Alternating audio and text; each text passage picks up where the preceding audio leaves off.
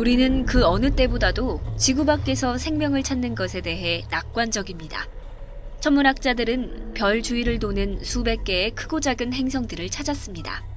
한편 생물학자들은 지구의 예상치 못한 장소에서 미생물을 발견했습니다. 생물학자들이 생명체가 살 수 있는 환경을 넓히는 동안 천문학자들은 생명체가 사는 데에 적합한 환경을 가진 행성을 찾아내고 있습니다. 지상에서는 이러한 작은 생존자들을 찾을 것이고 하늘에서는 그들이 살 수 있는 외계의 세상을 찾을 겁니다. 또한 예술적 해석을 이용해 무한한 가능성의 우주에서 발견된 외계 세상이 어떻게 생겼을지에 대해 보여줄 겁니다.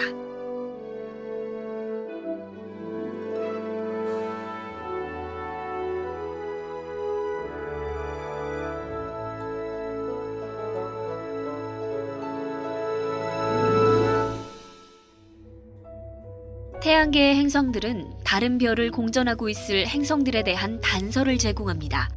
가장 바깥쪽에 위치한 거대한 가스 덩어리인 해왕성은 매우 차가우며 지구에서와 같은 고체 표면을 가지고 있지 않습니다. 이러한 사실은 해왕성의 쌍둥이 행성인 기울어진 천왕성, 아름다운 토성, 그리고 행성들 중에서 가장 거대한 목성도 마찬가지입니다. 붉은색의 화성은 고체 표면을 가지고 있지만 오늘날은 너무 건조해 복잡한 생명체가 살기에 적합하지 않습니다. 구름에 감싸인 금성의 표면은 너무 뜨겁습니다. 수성은 태양에 너무 가까이에 있어 오직 지구만이 태양계에서 고등 생명체가 살아갈 수 있는 공간으로 남습니다. 바다와 땅이 함께 존재하는 것과 같은 다양한 요인들이 생명체를 품은 우리의 푸른 별의 안정성에 기여합니다. 가까이에 있는 달은 조수간만의 차를 일으키고 지구의 기울기를 안정화하며 자전 속도를 늦춥니다. 멀리 떨어져 있는 목성은 지구 생명을 파괴할 수 있는 소행성과 해성의 방향을 바꿉니다. 그리고 태양은 수십억 년 동안 안정적으로 에너지를 제공해줬습니다. 이들은 모두 태양 이외의 별을 공전하는 생명체를 품은 세상을 찾는 데에 필요한 요소들입니다. 천문학자들은 그들의 연구에 집중하기 위해 별 주위에 거주 가능 지역을 그립니다. 이 녹색 음영의 영역은 물이 존재할 수 있는, 즉 우리가 알고 있는 생명체가 존재할 가능성이 있는 영역을 보여줍니다. 이것은 태양계의 거주 가능 지역입니다. 금성은 안쪽 뜨거운 영역의 가장자리에 위치하며 화성은 바깥쪽 차가운 영역의 가장자리에 위치합니다. 태양보다 뜨거운 별의 경우 거주 가능 지역은 크고 별로부터 멀며 태양보다 차가운 별의 경우 거주 가능 지역은 더 작고 가깝습니다. 우리는 이 거주 가능 지역을 넘어서도 생명이 존재할 수 있을지 궁금합니다.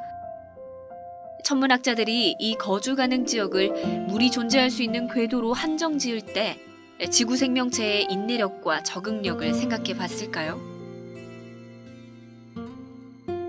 우리는 지구를 볼 때 지구를 뜨겁고 건조한 적도 부근의 사막에서부터 극지의 추운 빙하까지 모든 예상을 뛰어넘는 극한 환경에서 살아남는 생명체가 존재하는 실험실로 보아야 합니다.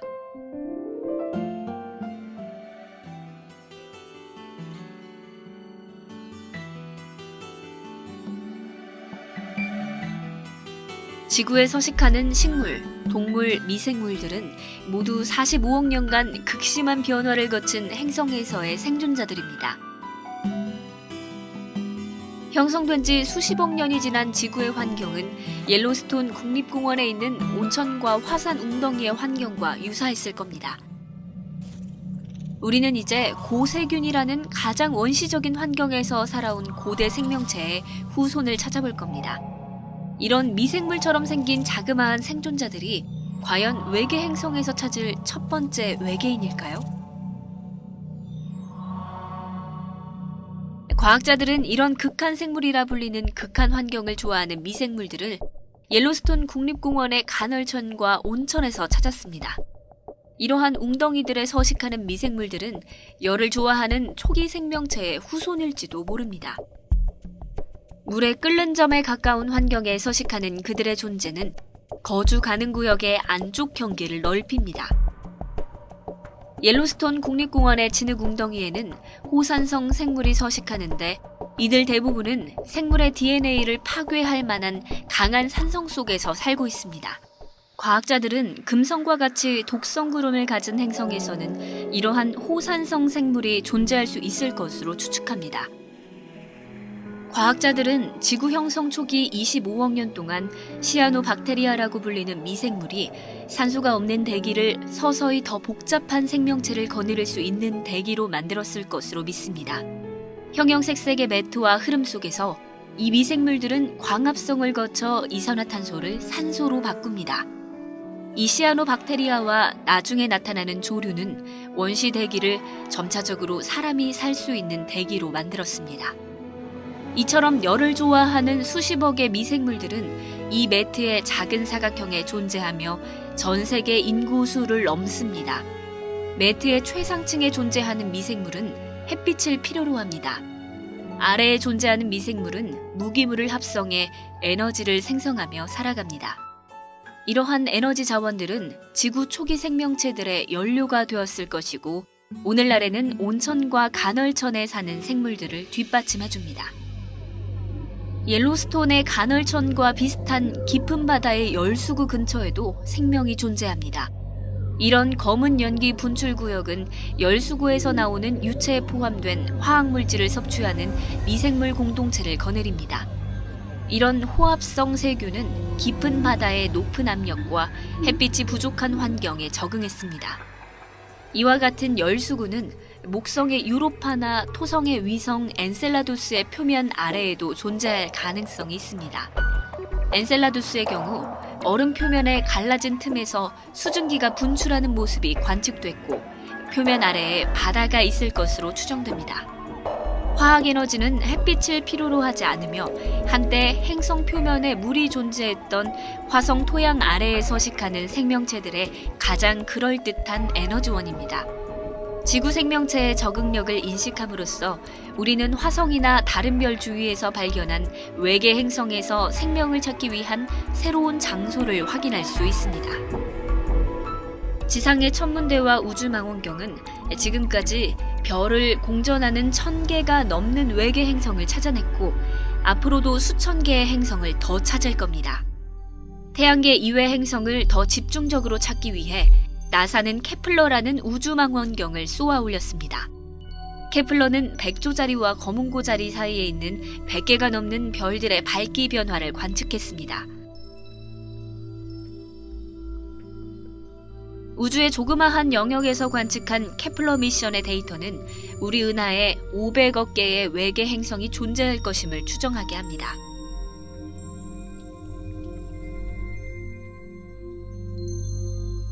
외계 행성의 존재를 감지하기 위해서 케플러 망원경은 행성이 공전 중에 별을 가릴 때 생기는 밝기의 작은 변화들을 측정합니다. 이 변화는 별의 밝기에 비해 매우 작지만 이것이 주기적으로 반복되면 이는 별 주위를 도는 행성의 존재를 의미합니다. 밝기 변화의 크기는 행성이 거대한지 아니면 지구보다 작은지와 같은 크기에 대한 정보를 제공해줍니다. 또한 별 표면을 지나가는 데 걸리는 시간과 밝기 감소 사이의 시간 간격은 행성이 별로부터 얼마나 떨어져 있는지를 알려줍니다. 이러한 방식으로 외계 행성을 찾는 건 1000km 떨어진 불빛의 밝기 변화를 통해 반딧불이의 존재를 찾아내는 것과 비슷할 만큼 매우 어려운 일입니다. 지상의 천문대는 케플러와 같은 관측 위성들이 발견을 확정하는 역할을 합니다. 하와이의 마우나케아에 위치한 캥 망원경은 지구상의 어떠한 천문대보다 외계 행성을 많이 발견해 왔습니다. 높은 고도와 도시 불빛으로부터 격리된 이곳 망원경들은 별의 색깔에서 작은 변화를 포착해낼 수 있습니다. 천문학자들은 별빛의 서로 다른 색들을 보기 위해 고분해능 분광기를 사용합니다. 그들은 행성이 별 주위를 돌면서 생기는 별 색깔 작은 변화를 통해 외계 행성을 발견합니다. 별이 우리에게 다가올 때 별빛은 푸른색 쪽으로 치우치고 별이 멀어질 때는 붉은색 쪽으로 치우칩니다. 공전하는 행성이 별을 끌어당기기 때문에 일어나는 겁니다. 초당 1m 정도의 아주 작은 별의 속도 변화를 측정할 수 있으며 다른 별을 공전하는 작은 행성을 발견할 수 있습니다. 1990년대에 천문학자들은 처음으로 멀리 있는 별을 도는 행성을 발견했습니다. 이런 발견에 영감을 받은 전 세계의 디지털 아티스트들은 외계 행성의 환경에 있을 것 같은 외계 세계를 디자인하기 시작했습니다. 그들은 그들의 작품들을 합쳐서 행성 여행 프로젝트라고 명명했습니다. 우리는 이제 외계 행성에 대한 가장 중요한 발견들과 미래의 우주선들이 외계 행성의 풍경을 탐험할 때 발견할 것들을 묘사한 영상을 연결할 수 있습니다. 우리는 거기에 각각의 영상화된 세계의 극한 생물들을 집어넣어 우주에 존재할 수 있는 생명에 대한 이미지를 얻게 될 겁니다. 1995년 천문학자들은 처음으로 태양과 유사한 별을 도는 행성을 발견했습니다. 51 페가수스 b라고 불리는 이 행성은 페가수스 자리에 있으며 50광년밖에 떨어져 있지 않습니다. 51 페가수스 b는 목성 정도의 질량을 가지고 있지만 수성보다 더 가까이 별 주위를 돌고 있습니다. 가장 발견하기 쉬운 외계 행성은 51 페가수스 b처럼 별로부터 가깝고 크기가 큰 것들입니다. 두텁고 지독한 대기를 가진 이들 뜨거운 목성들은 생명을 포함하기에는 항성과 너무 가깝습니다. 더 작고 온도가 낮은 외계 행성을 찾기 위해서는 더 민감한 장비와 소프트웨어가 필요합니다. 6년 뒤인 2001년 캑 천문대의 천문학자들은 별 HD 28185를 공전하는 행성을 발견했습니다. 그들 태양에 너무 가까웠던 목성들과는 달리 이 행성은 별의 거주 가능 지역 안에서 발견된 최초의 외계 행성입니다. 비록 태양과 비슷한 별에서 적절히 떨어져 있지만 크기가 너무 큰데 지름이 지구의 7배에 달하고 질량은 1000배나 됩니다. 이것은 목성과 같은 거대한 세상입니다. 이 행성은 단단한 지면과 더불어 대기와 물도 가질 수 있는 위성을 가질 수 있습니다. 지구의 극한 생물은 HD 28185의 위성에 살거나 행성 대기의 수분을 포함한 구름 속에서 살 수 있을지도 모릅니다. 6년 뒤인 2007년, 천문학자들은 마침내 거주 가능 지역에 위치한 지구 크기의 행성을 찾았습니다. 이 행성은 20광년 거리에 있는 글리제 581이라는 적색 외성 주위를 공전하고 있습니다. 천문학자들은 이 행성계에 존재하는 글리제 581d라는 행성이 거주 가능 지역 안에 있으며 지구만큼이나 작다는 걸 확인했습니다. 이 행성은 바다와 구름과 비를 거느린 대기로 덮여 있을지도 모릅니다. 하지만 안타깝게도 행성의 한 면은 태양을 바라보고 반대편은 끊임없는 어둠에 놓인 것으로 보입니다. 만약 생명이 행성 표면의 위협적인 온도로부터 멀리 떨어져 있다면 생명은 글리제 581d의 물에서 생존할 수 있을지도 모릅니다.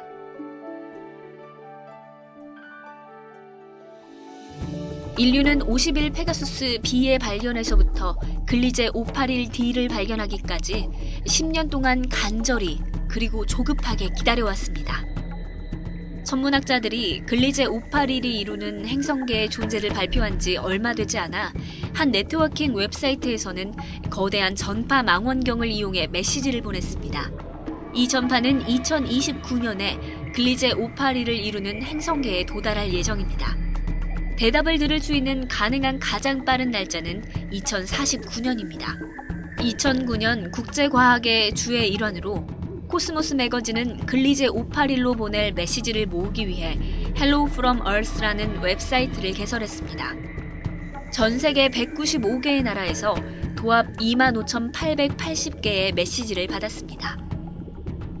인간이 태양 이외의 별을 도는 생명체가 사는 행성을 찾고자 한다는 건 의심의 여지가 없습니다. 전파 망원경이 글리제 581에 인사를 보낼 동안 한 인공위성은 코로 7b라는 첫 지구 크기의 암석으로 이루어진 외계 행성을 찾았습니다. 이 행성의 지름은 지구의 2배도 되지 않습니다. 그러나 여기도 한쪽 면은 항상 태양을 바라보고 반대쪽 면은 얼음에 덮여 있을 정도로 차갑습니다. 이 행성은 항성을 너무 가깝게 공전해 표면은 단테의 지옥처럼 보일 겁니다. 낮은 지역은 온도가 2000도를 넘는 반면 밤인 곳은 영하 220도까지 떨어질 것으로 추정됩니다. 또한 이 행성은 표면에 용암과 끓는 바다가 존재할 것으로 예상됩니다. 옐로우스톤에 있는 호열성 세균은 코로 7b와 같은 세상의 중간지대에 생명이 존재할 수 있을지 예측할 수 있게 도와줄 겁니다. 코로 위성이 코로 7b를 발견한 지 얼마 되지 않아 천문학자들은 돗자리에서 지구로부터 36광년 떨어진 글리세 370b라는 암석으로 된 행성을 발견했습니다. 글리세 370b는 여태껏 찾아낸 외계 행성 중에서 가장 작으며 거주 가능 지역의 가장자리에 놓여 있습니다. 만약 이 행성의 50%가 구름으로 덮여 있으면 물이 액체 형태로 존재할 수 있어서 이 행성은 생명이 존재할 수 있는 환경을 갖게 됩니다. 이 행성이 극한 기온을 갖고 있다고 해도 구름에 덮인 암석 행성은 엔돌리스라는 극한 생물이 서식 가능한 공간입니다. 엔돌리스는 지구 바위 속 3km 정도의 깊은 곳까지 숨어 있습니다. 그들은 암석에 있는 무기물로 살아가면서 화성이나 외계 행성 글리제 370b에 살고 있는 생명체로 가장 그럴듯한 후보입니다. 바위에 서식하는 이 작은 미생물은 수천 년간 지구에서 가장 살기 힘든 장소에서 살아온 존재이자 지구상 가장 오래된 미생물 군집입니다.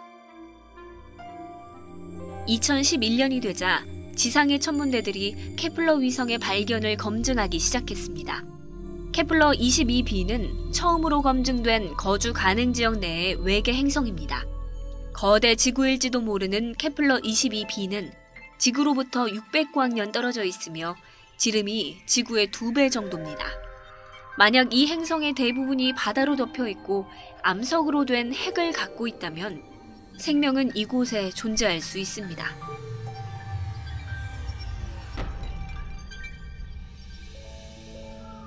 케플러 16b는 백조자리에 있는 200년 광년 거리의 외계 행성입니다. 이 외계 행성은 쌍성인 케플러 16을 229일 주기로 공전하는 거대한 행성으로 절반은 암석으로, 절반은 가스로 이루어져 있습니다.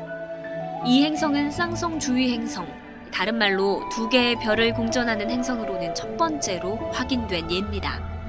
이 행성은 거주 가능 지역의 바깥쪽 가장자리에서 공전하며 북극의 겨울 정도의 매우 추운 환경을 가졌을 것으로 추측됩니다. 지구상 가장 오래된 생물 중 하나는 남극 빙하와 시베리아의 영구 동토층에서 발견된 박테리아로 이 생물은 수천 년 동안 추위를 견뎌왔습니다. 어쩌면 사이코파일이라고 불리는 추위의 내성을 가진 미생물들이 케플러 16b나 이 행성의 위성에 존재할지도 모릅니다. 2012년이 되자 천문학자들은 마침내 생명을 유지하기에 알맞은 특성을 가진 행성을 찾아냈습니다. 글리제 667c는 적색 외성으로 2개의 더 큰 오렌지색 별들을 공전하며 이 3개의 별은 모두 태양보다 작습니다. 또한 글리제 667cc는 사면성을 공전하는 최초의 외계 행성이며 별의 거주 가능 지역의 중간에 위치합니다.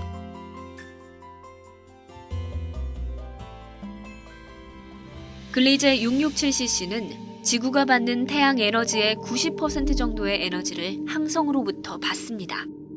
적색 외성으로부터 나오는 빛이 이 행성을 푸른색 지구보다 더 따뜻한 색으로 보이게 하지만 그럼에도 이 행성은 생명을 유지하기에 적합합니다.